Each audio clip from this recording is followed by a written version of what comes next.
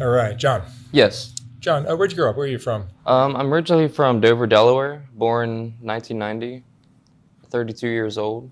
Tell me about your family. You had mom and dad growing up? I lived with my parents in Hartley, Delaware, until I was 12 years old. Growing up, it was it was okay when my dad wasn't drinking. He was quite the alcoholic. Him and my parents fought all the time when he was um, when he wasn't sober. When he was sober, we would do, go on camping trips, go to the beaches all the time, and stuff like that. And we had fun, but at nighttime is just when I'd always want to go to my room. There would be a lot of physical fighting, and I could hear just like my mom screaming. And I remember one incident specifically that I didn't know what to do. My mom was screaming for me to call 911, and my dad was telling me not to, and I was afraid of my dad, so I was afraid he might retaliate on me, so I didn't call. And I didn't know the severity of the situation or anything. Luckily, nothing came of that, but that's just an example of how bad things got there. Um, there's been times where my mom took me and my sister. I have a younger sister. She's 9 years younger than me. And there's times that she would take us to her mother's house to, get away from him when he's got extremely violent and threatened her and stuff like that. Um, in 2002, he got accused of molesting my sister, and about 3 months after that, he got out on bail, and he broke into where my mother was living, our house, and he shot her and himself. And that's how I lost my parents. I was 12 years old and my sister was 3. She was there when it happened. I was staying at my grandmother's house because I was trying to go to a different school. But yeah, I heard the news the next morning and I just felt completely numb. Um, but yeah, so ever since I was 12, I lost my parents, and I was raised from my dad's mother, my grandmother, at there on since. Wow, that's heavy.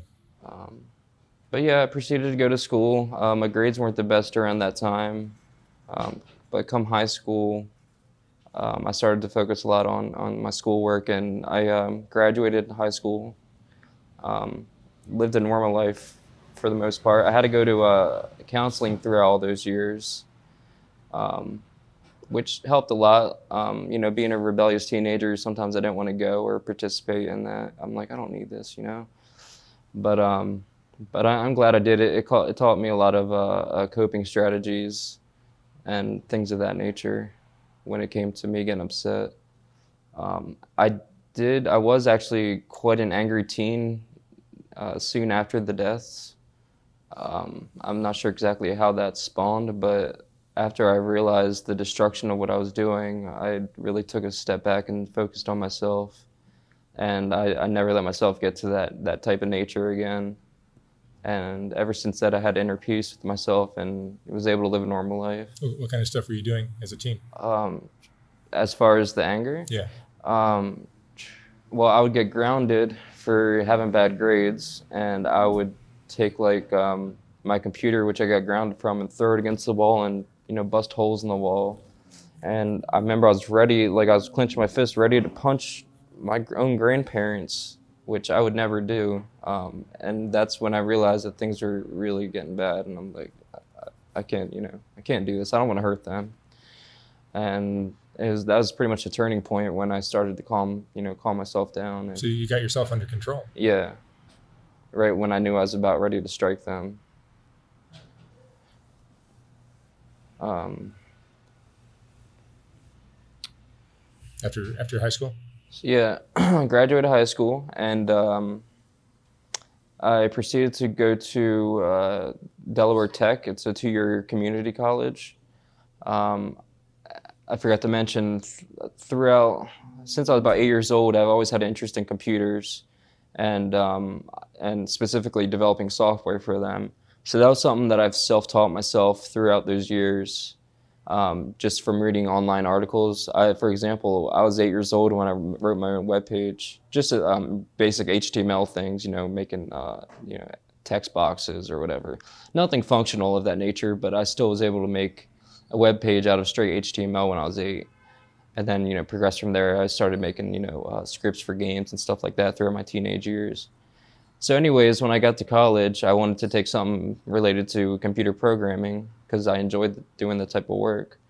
And so I went to, Delaware Tech, flew through that with flying colors. It was all pretty easy except for literature, English classes that you just have to take. But I graduated magna cum laude, which is the top 10% of the class. And through an internship while I was still attending college, I started this job at a place called Zone Laser Tag. And I ended up working there for 10 years as a software developer and ended up being an electronic engineer just through the experience with the work that we did there. I met my wife in high school in 10th grade. So I was 16, she was 16. I'm a little bit under a year older than her. And we were together since we ended up both going to college. She took up nursing while I took up software development. By the time we were 24, we went and bought our own house, or 23, I'm sorry, I was 23. We went and got our own house, moved out of my grandparents' place, and things were going great. About a year later, we decided to have a kid. So when I was 24, I had my son, Johnny. Things started to take a little toll on our relationship with the new baby and all that. So we did fight a little bit just over, how it should be raised and who gets to take care of him when one's trying to sleep because she worked night shift and stuff like that. But nothing that we couldn't control. But, it did take a little toll on our relationship. And then, my son was born in May of 2014. By December of 2014, we found out she was pregnant again with then what would be my daughter, Savannah. She ended up being born August 26th of 2015. And then to my surprise, or our surprise, she was 3 days old when we found out she had stage 4 cancer, neuroblastoma. So we were distraught. We heard stage 4. We're like, that sounds pretty dangerous. How are we going to lose our daughter and things like that in nature? But we took its course and kept our hopes up. And she took a whole year of chemo. And after a year, she was finally declared in remission, as in the cancer's basically stopped growing and metastasizing, and the tumors are still there, but they're not cancerous anymore, basically. So we were proud to hear that. She does get scans every 6 months to make sure it doesn't come back. That is one of my greatest fears. So other than that, about a year and a half after she beat her own battle, her mother went to the doctor with pain in her hip.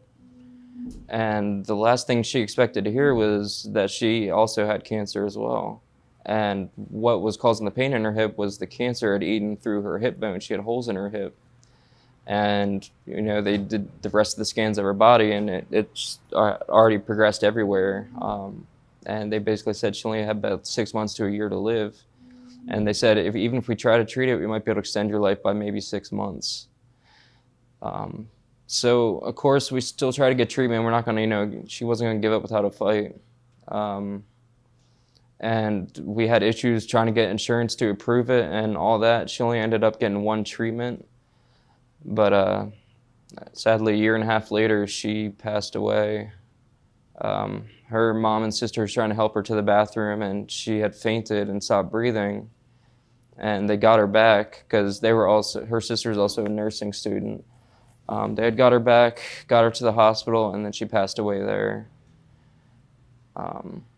So soon after my wife died,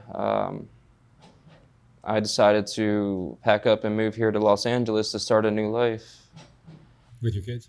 Um, my kids, so about a month before she passed, she had given the kids to her brother because we weren't really getting along at that time. So my kids currently reside with her brother in Pennsylvania. Um, I do video chat them once every week though, just to stay in touch. Once I get established out here, I would like to try to get them back.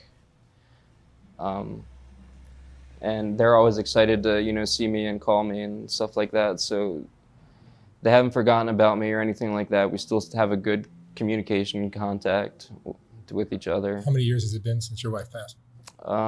It was September of 2020, so a year and a half. Hmm. Yeah.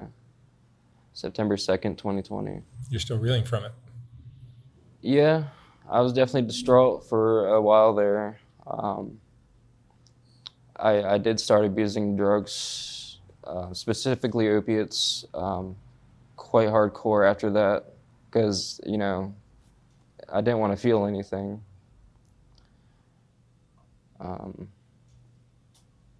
That happened Yeah. before you came to LA or after? After, because I tried to keep my integrity in line, but as I wasn't staying busy, I started to get stuck in my head, and that's a bad place, a dangerous place to be. So I ended up basically I had to live on the streets for a while, and that's all I was around, and I easily just started picking up on the usage. So I have seeked out treatment to the methadone clinic, and I attended that for a year. And the reason they had to discharge me is because I didn't have my Medi-Cal approved.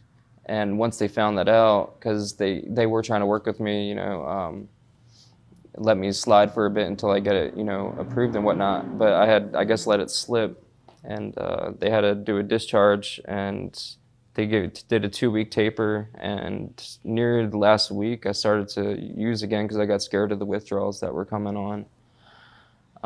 And I still use to this day now. I have since gotten Medi-Cal, and I do plan on seeking treatment here soon. Where are you staying now? I just got into a shelter, the Union Rescue Mission. Where have you been staying? But prior to that, I was in a tent. What had happened was 2 months ago, I had gotten a really bad infection, and I was in the hospital for 17 days with sepsis. And that's what got me in this whole path that got me into the shelter. But prior to that, I've been in a tent since I've moved out here to LA. So I'm trying to stay housed as long as I can. They got all the resources that I can call and get connected with the right people and all that. So I'm trying to stay housed as long as possible. And it keeps me away from all the drugs and stuff on the street, all that activity.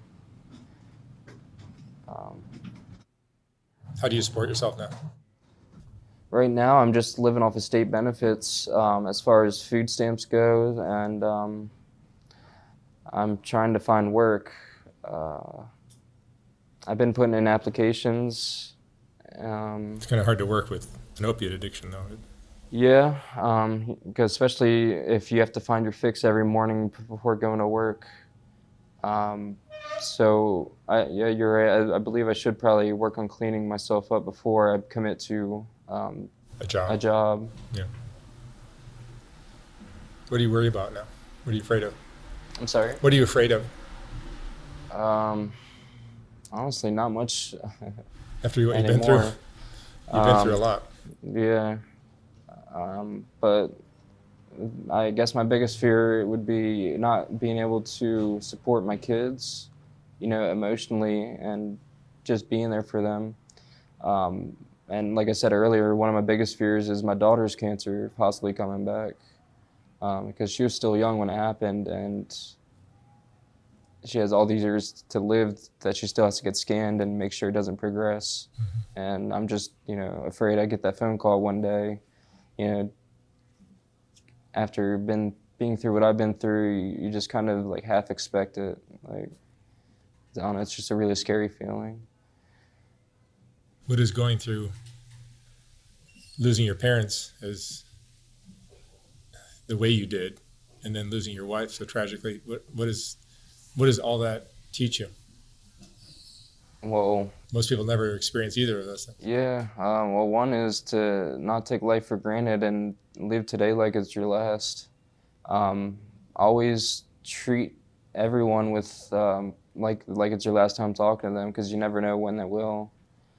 Because of course there's things I wish I could have said or done, if I had known that they were, seconds away from passing and stuff like that, which of course no one's ever going to know. But like I said, you always want to be on good terms with everyone. I never try to hold grudges or anything like that.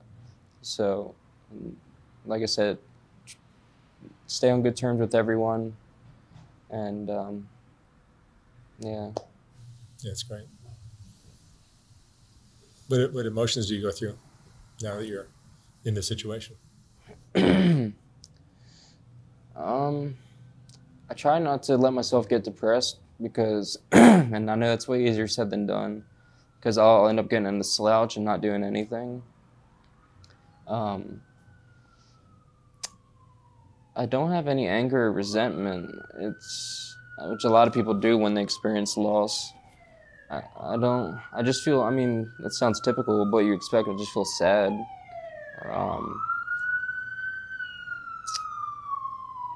Let's see. Do you believe in God? I was raised Catholic. I have fallen away from the church and look at it more at a scientific view. So I'm not as religious as I once was. It'd be hard to after what you went through, right? Yeah, I do. I just don't understand how a God could place a child on this earth, dying of cancer, and just a bunch of bizarre things that I don't believe a God would do.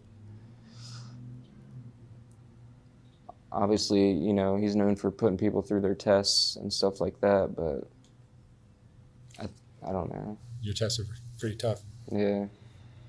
What was your favorite memory in your life? My favorite memory in your life? I'd have to say just being on the camping trips with my parents and my sister, because those were, one of the good times that we had.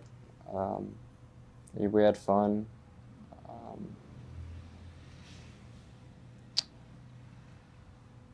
I mean, I guess that's really a point in life before I experienced any kind of, traumatic events as such. So that's definitely one of my happiest memories that I can remember before I had any kind of emotional damage. Did you see a therapist about any of this? After my parents died, I'd seen a therapist for probably about 6 years straight. I did go to therapy about 6 years ago. For maybe about 6 months. It didn't really feel like I had much to talk about, because I already knew all the coping strategies, stuff like that, and I was adhering to them pretty well. It's just sometimes I'll fall out of that loop of routine of doing what I was doing. In other words, I was going to the gym and going bowling. I was always staying busy. Didn't have time to sit and think and I didn't have time to, sit there and think about all the bad things that have happened and stuff like that. As long as I stayed busy, I was, pretty well off. And the fentanyl addiction is going to be a tough thing to break free from. It is. Are you afraid you might be stuck here? No, I know I'm not stuck. I'm just not headstrong enough to really say, all right, this has to happen or else I'm gonna die. I have gotten to that point before, and like I said, I slipped up, and I still haven't recovered back from that yet. I just need to, I just need to really put my priorities in order and say, you can't live this life forever, and something's got to change. Which I feel like I'm pretty close to getting to there.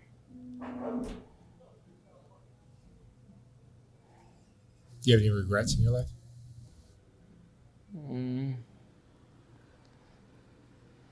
I try to live life with no regrets. If I had to pick one, I would say I About a day before my wife passed, we were supposed to all video chat with her and the kids all together. And I missed that call. I forget why. I want to say I was still sleeping or something because of the time difference. But I do regret missing that because that would have been our last time as a family to all be together.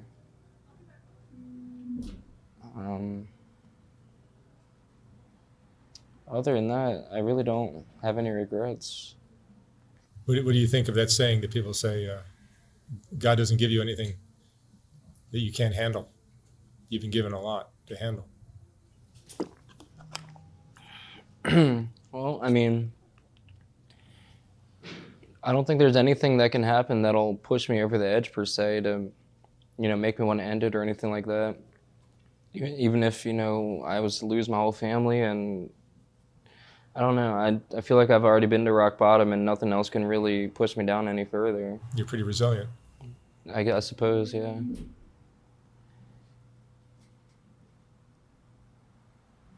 What helps you survive after? I mean, I know you're addicted to fentanyl now, and that's not good. But no, what gives me the drive to keep going? Yeah, what keeps you going? Just knowing that I've had everything before, and I know I can get back to that point. I guess if that hadn't happened, not knowing what it is like to have everything in order, I suppose it would be easier to give up. But knowing that I've already been there before and I can easily access or get to that point, I know the steps I need to take. I think that's what keeps me going, is knowing that's a possibility and I can get there if I really put my head to it. Hope is a great thing to have, isn't it? Yeah. All right. John, thank you so much for sharing your story. Thank you. I wish you the best of luck from here on out. Thank you.